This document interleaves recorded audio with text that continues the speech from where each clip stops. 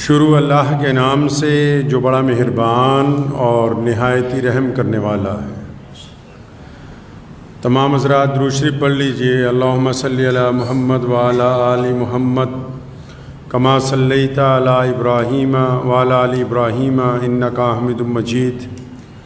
اللہم بارک علی محمد وعلی آل محمد کما بارکت علی ابراہیم وعلی آل ابراہیم انک حمید مجید۔ رمضان المبارک کے بعد آج پہلا جمعہ ہے۔ رمضان المبارک ایک مقدس مہینہ ہے جسے اللہ تبارک و تعالیٰ نے اپنا مہینہ کہا۔ تو جو رمضان گزر گیا ہمارے درمیان سے، اب یہ جو وقت آ گیا ہے رمضان المبارک میں عبادات کے ذریعے جو نیکیاں اکٹھی کی گئیں، عبادات کے ذریعے جو اچھی عادتیں اپنائی گئیں۔ دنیا کا ایک دستور ہے نا، جب کوئی کاروباری اچھا سیزن لگاتا ہے تو اپنی انویسٹمنٹ جو ہے وہ صحیح طرح کرتا ہے۔ جب کچھ کمائی ہو جاتی ہے تو اس رقم کا وہ سنبھال کے رکھتا ہے، اس کا استعمال اچھی طرح کرتا ہے۔ اسی طرح دین میں رمضان المبارک کا جو یہ مقدس مہینہ گزر گیا، اس میں ہم نے کیا کمایا ہے، کیا کچھ حاصل کیا ہے اپنے رب سے، کیا ہم لوگوں میں تبدیلیاں آئی ہیں، جو برکتیں ہمیں اللہ تبارک و تعالیٰ کی طرف سے عطا ہوئی ہیں، اب ان کو سنبھال کے ان کا استعمال کرنے کا وقت ہے۔ بہت سارے نادان لوگ، جو لوگ صرف سوشل میڈیا پر ہی رہتے ہیں، وہ چٹکلے بنانے لگتے ہیں رمضان کے بعد۔ مسلمان پوری دنیا میں ان لوگوں میں شمار ہوتے ہیں جو بہت ہی اعلیٰ کردار کے لوگ ہیں،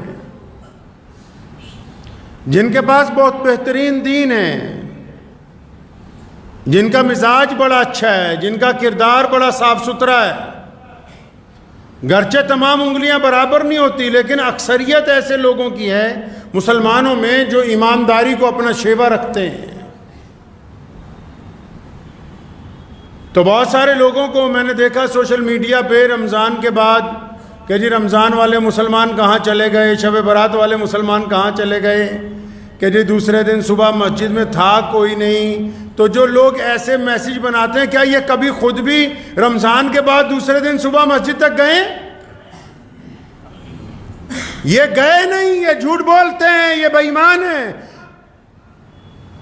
دنیا میں دو طرح کے لوگ ہوتے ہیں، اور ہمارے نبی علیہ الصلوۃ والسلام نے ان دو طرح کے لوگوں میں سے کن کو پسند فرمایا؟ رسول اللہ کی سنت کیا ہے؟ کسی کی برائی کر دینا کوئی کمال کی بات نہیں ہے، کسی کو تانا دے دینا کوئی کمال کی بات نہیں ہے، کسی گرتے ہوئے کو گرا دینا کوئی کمال کی بات تو نہیں ہے۔ کمال تو یہ ہے کہ گرتوں کو تھام لیا جائے۔ تو جنہوں نے یہ میسیج بنائے، کیا وہ بھی کبھی رمضان کے بعد صبح فجر میں مسجد گئے ہیں، جو ان کو پتا ہو کہ کون آیا کون نہیں آیا؟ کیا انہوں نے بھی کبھی پابندی کی ہے؟ نہیں، یہ تو وہ 3 دن 6 دن کی تراویح والے ہیں جنہوں نے رمضان میں بھی نماز نہیں پڑھی۔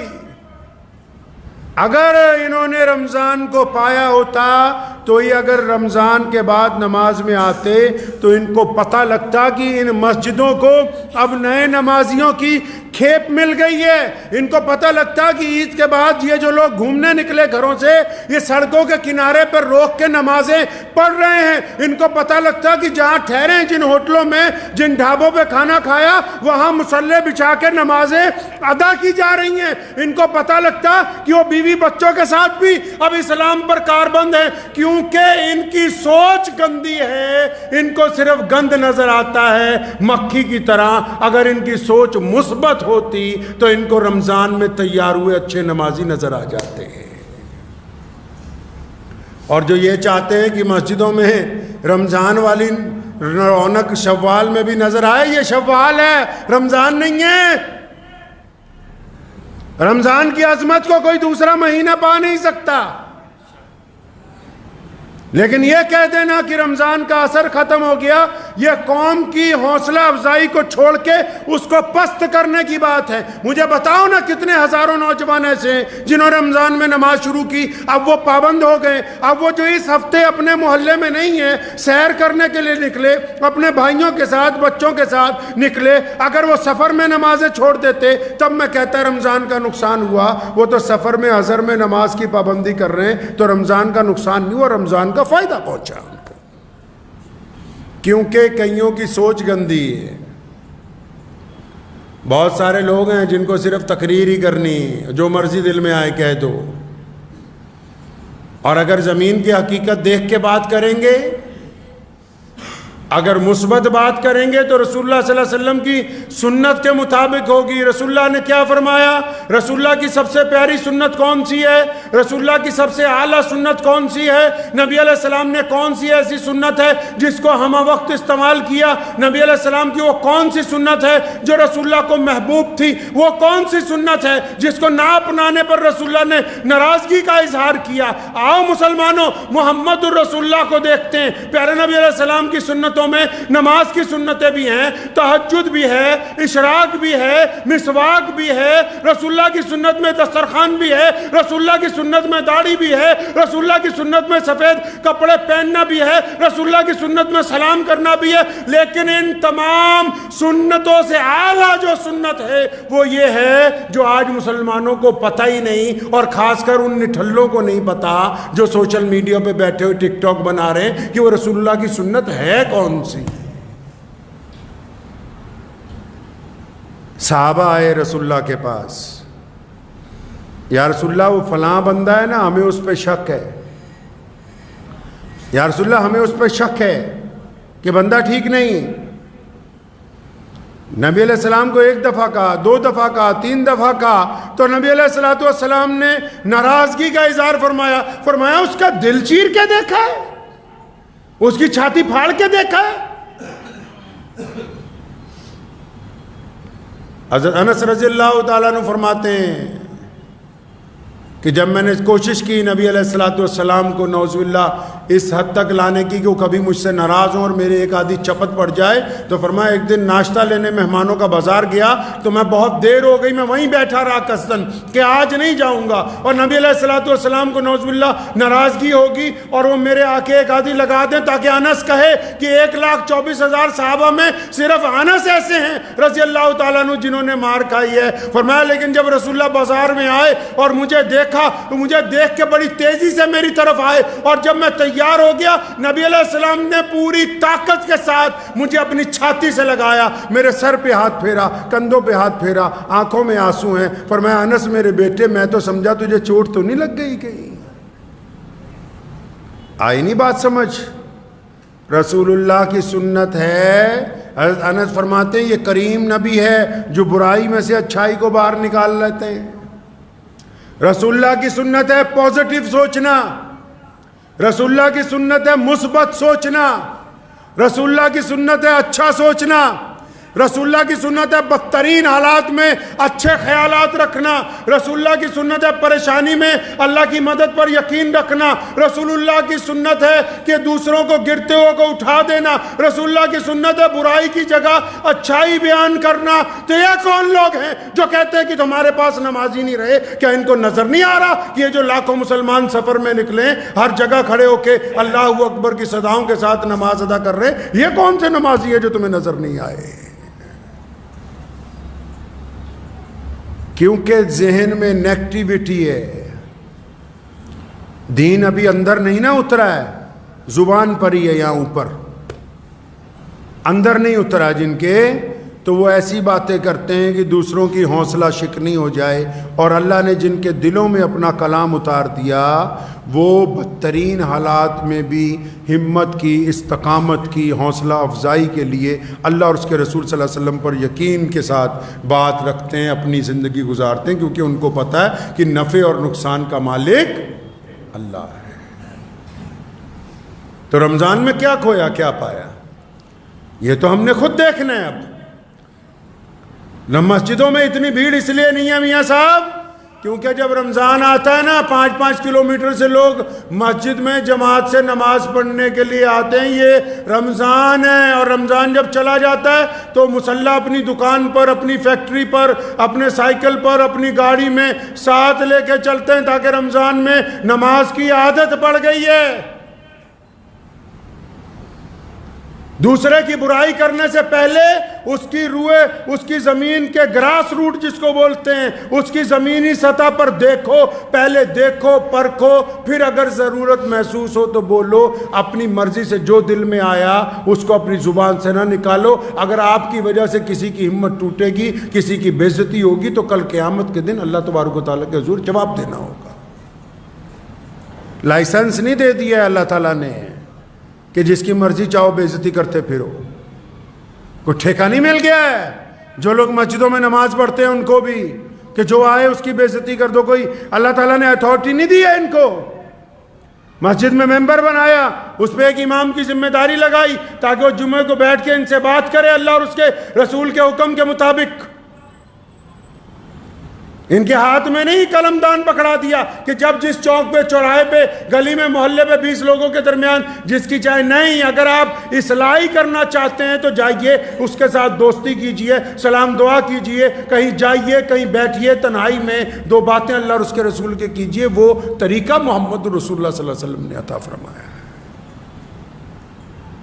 تو ہمیشہ اس بات کو یاد رکھیں کہ رمضان میں کیا کھویا کیا پایا یہ کوئی مولوی نہیں بتا سکتا ہے، یہ وہی بتا سکتا ہے جس نے رمضان میں کچھ پایا ہے، کیونکہ جس نے کچھ پایا کھوئے گا تو وہی نا، دوسرا آدمی کیا کھو سکتا ہے۔ تو دوسروں کی ہمت افزائی کریں۔ اللہ تبارک و تعالیٰ کو توبہ کرنے والے لوگ، اللہ تبارک و تعالیٰ کو معافی مانگنے والے لوگ پسند ہیں۔ حدیث میں آتا ہے، نبی علیہ الصلوۃ والسلام نے فرمایا، حدیث میں مفہوم ہے حدیث کا میں آپ کو مختصر میں سمجھاتا ہوں کہ آپ صلی اللہ علیہ وسلم نے فرمایا کہ جیسے ایک مسافر صحرا میں چلا گیا، ریگستان میں، اب اس کے پاس ایک اونٹنی ہے، اس اونٹنی پر اس کا کھانا پینا ہے، سامان ہے، پانی ہے، سب کچھ ہے، لیکن راستے میں وہ رکتا ہے ایک درخت کے پاس اور آرام کرنے کے لیے لیٹتا ہے۔ اونٹنی کو جس ٹہنی سے باندھتا ہے وہ ٹوٹ جاتی ہے اور اونٹنی کہیں چلی جاتی ہے۔ جب اس کی آنکھ کھلتی ہے پریشان ہو جاتا ہے، کیوں؟ ریگستان میں کوئی سہارا نہیں ہے، کوئی سہارا نہیں، ادھر ادھر بھاگتا ہے، چیختا ہے، چلاتا ہے، کوئی مدد کے لیے نہیں آ سکتا۔ تھک ہار کے جب گلا بھی سوکھ جاتا ہے پھر ایک درخت کے نیچے بیٹھ جاتا ہے اور دل میں سوچتا ہے کہ اب تو موت ہی آئے گی، اس کے علاوہ تو کوئی نہیں مجھے بچا سکتا۔ تو لیکن جب اس درخت کے نیچے بیٹھے بیٹھے اونگنے لگتا ہے تو اچانک اونٹنی کی آواز سنتا ہے، دیکھتا ہے کہ اس کی اونٹنی گھوم پھر کے پھر اسی کے سامنے کھڑی آ کے۔ فرمایا صحابہ سے اندازہ لگاؤ اس کو کتنی خوشی ہوئی ہوگی، اس بندے کو اب کتنی خوشی ہوئی ہوگی کہ جس کو چند لمحے پہلے یہ تھا کہ اس ریگستان سے تو نکلا نہیں جا سکتا، نہ پانی ہے نہ کھانا ہے، سواری بھی چلی گئی۔ صحابہ نے کہا یا رسول اللہ یہ تو اتنی زیادہ خوشی کی بات ہے کہ جس کے ساتھ یہ حادثہ گزرا وہی بتا سکتا ہے۔ فرمایا بس اللہ تبارک و تعالیٰ اپنے بندے کی طرف سے جب بندہ توبہ کرتا ہے نا، اللہ تبارک و تعالیٰ ایسی خوشی محسوس کرتے ہیں کہ میرے بندے نے میری طرف رجوع کیا ہے، بندہ میرا معافی مانگنے کے لیے آیا ہے۔ اور پھر ایک بار نہیں، گنہگار جب معافی مانگتا ہے فرشتے کہتے ہیں اللہ آج پھنس گیا اس لیے معافی مانگ رہا ہے۔ حکم ہوتا ہے کوئی بات نہیں، پھر کیا ہوا؟ پھنسنے کے بعد بھی آیا تو صحیح۔ فرشتے کہتے ہیں یا اللہ پھر خطرہ ہے دوبارہ گناہ کرے گا، فرمایا کوئی بات نہیں معاف کرو۔ نبی علیہ السلام نے فرمایا کہ اگر وہ 70 مرتبہ بھی جاتا ہے معافی مانگنے کے لیے تو اللہ تعالیٰ معاف فرماتے ہیں۔ یہ رمضان کا مہینہ گزرنے کے بعد اب یہ جو شوال آ گیا، اب جب لوگ اپنے اپنے گھروں کو سفر سے واپس پہنچیں گے تو بس اب یہ وقت ہے اپنی نیکیوں کو سنبھال کے استعمال کرنے کا، ان کو ضائع نہیں کرنا، ان نیکیوں کو جو رمضان میں کمائی ہے۔ رمضان میں جو اللہ نے آپ کو صلہ رحمی عطا کی، رمضان میں اللہ نے جو آپ کے دل میں محبت ڈالی، رمضان میں اللہ نے جو آپ کو نمازی بنایا، رمضان میں آپ کی آنکھوں میں جو شرم و حیا آئی ہے، رمضان میں آپ کی زبان نے جو میٹھا بولنا شروع کیا ہے، اب ان نیکیوں کا استعمال آنے والے رمضان تک کرنا ہے انشاءاللہ تعالی۔ کریں گے انشاءاللہ تعالی؟ ہاں، اور بالکل ذہن میں کبھی یہ بات نہ لائیے گا، کبھی یہ ذہن میں بات نہ لائیے کہ فلاں جگہ گئے. اول تو جو جاتے ہی نہیں نماز پڑھنے، رمضان میں بھی نہیں جاتے، ان کو پتہ ہی نہیں ہوگا کہ مسجد میں ہوتا کیا ہے. تو ہمیشہ یاد رکھیں کہ اب جو جن محلوں کی مسجدوں میں اگر جو نمازی کم ہیں وہ سارے پوری جگہ گھوم رہے ہیں، کوئی پہاڑوں میں گھوم رہا ہے، کوئی رشتہ داروں کے یہاں گھوم رہا ہے. اب ظاہر سی بات ہے جو بندہ سیر کرنے گیا ہے، لیکن گھومنے والوں سے گلہ ہے مجھے، وہ بھی سنتے جائے. جتنے بھی گھومنے والے ہیں گھومیے، کوئی منع نہیں کیا آپ کو تفریح سے، لیکن بہترین بندہ وہ ہے جو اپنے اہل و عیال کو وقت دے. میرے والد صاحب شیخ اسلام مولانا حبیب الرحمن لدھیانوی رحمۃ اللہ علیہ کا قاعدہ تھا، عید کے بعد کہیں جاتے نہیں تھے. اول ہم لوگوں کے ساتھ کہتے تھے یار بچوں کے ساتھ وقت گزارنا ہے، اپنی بیوی کے ساتھ، بچوں کے ساتھ. اور میں دیکھتا ہوں گھومنے والوں کو، پرسوں بھی ایک لوگ آئے میرے پاس 10-15 لوگ، تو نہ ان کی بیویاں ساتھ میں، نہ بچے ساتھ میں. ان کا حق نہیں تم پر، وہ ان کا کوئی حق نہیں جنہوں نے سارے رمضان سحریاں افطاریاں بنا بنا کے تمہیں بھی کھلائیں، تمہارے مہمانوں کو بھی کھلائیں. کوئی حق نہیں ان کا. اللہ کے نبی علیہ الصلوۃ والسلام جب سفر میں جاتے تھے کوئی نہ کوئی ہماری ماں ام المومنین ساتھ میں ہوتی تھی. سفر تو سفر، جب جنگ پہ بھی جاتے تھے صحابہ کرام رضی اللہ تعالی اجمعین کی ازواج مطہرات جو ہوتی ساتھ میں ہوتی تھی ان کی بیویاں.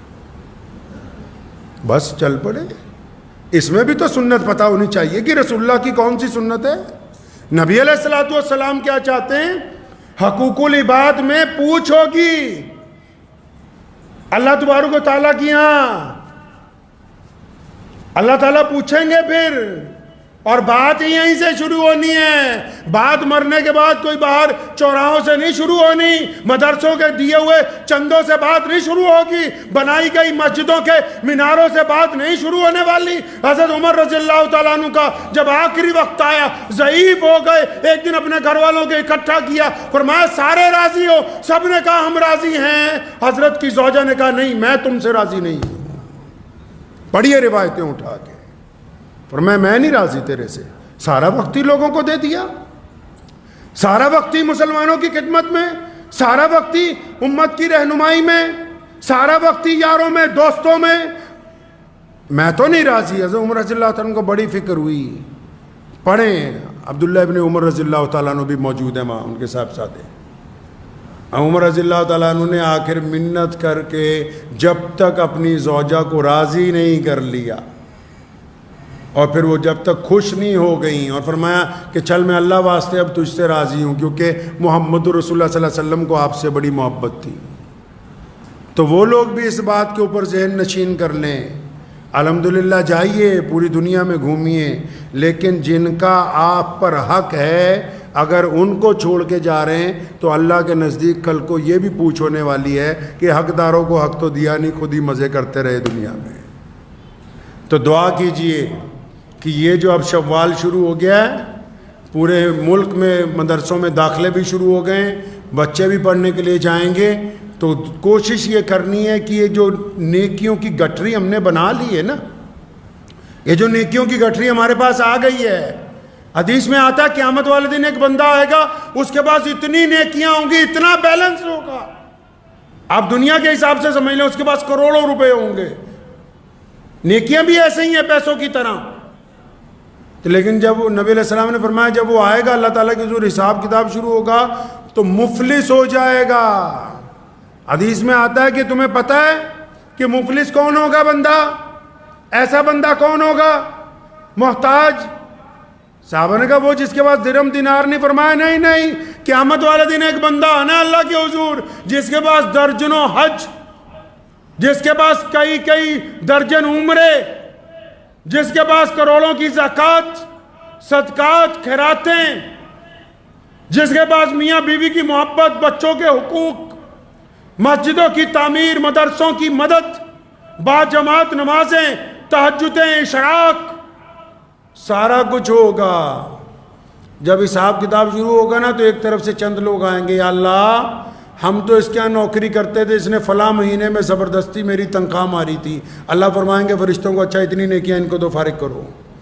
وہ چلا جائے گا، دوسرا آ جائے گا، یا اللہ یہ اتنا رئیس تھا، میں بڑا غریب تھا، میری کئی بار بے عزتی کی، اس کے دروازے پہ گیا، پھر حکم ہوگا اتنا نے کیا، اس کو تو اس کو فارغ کرو۔ وہ چلا جائے گا، تیسرا آ جائے گا کہ یا اللہ ہماری تو تحقیر بڑی کرتا تھا یہ،